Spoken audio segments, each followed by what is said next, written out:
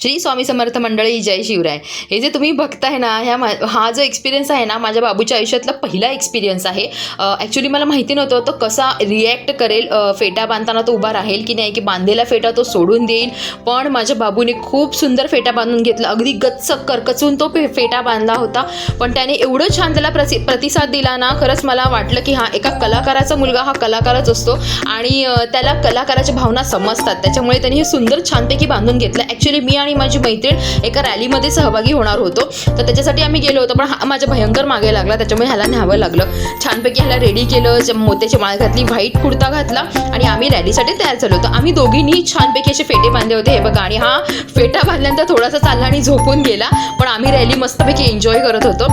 आणि मंडळी, तुम्हाला माहिती आहे का, मला तिथे भेटले हलगीवाले. आता हलगी भेटल्यानंतर विषय संपला की जी मी नाचली आहे, मी एवढ्या वर्षात नाचली नव्हती, एवढी जोरात दणादण नाचली आहे मी. आणि हलगीचा जो स्वर आहे तो कानावरती पडल्यानंतर आय डोंट नो बाकीचे स्वतःला कसे रोखतात. मी तर स्वतःला अजिबात रोखू शकत नाही डान्स करण्याशिवाय. तिथे कुठलीच बाई नाचायला तयार नव्हती मंडळी, बरं का. पण मी वेळेत सगळं उडत गेलं, मला फक्त नाचायचे. आणि एवढं छान त्यांनी हलगीचा ठेका धरला होता. आणि मी असं काही ठरवून गेली नव्हती बरं का, हे स्टेप्स करायचे किंवा ते स्टेप्स करायचे, कारण पहिल्यांदा हलगीवाल्यांना मी खूप वर्षानंतर बघितलं होतं. मी जेव्हा माझी इंडस्ट्री, मराठी इंडस्ट्री डान्सची सोडली, त्याच्यानंतर खूप वर्षांनी हा हलगीचा नाद माझ्या कानावरती पडला. आणि माझ्यातला कलाकार, माझ्यातला आर्टिस्ट आणि माझ्यातला डान्सर स्वतःला रोखू शकला नाही. आणि तुम्ही बघू शकता मी किती एन्जॉय करते.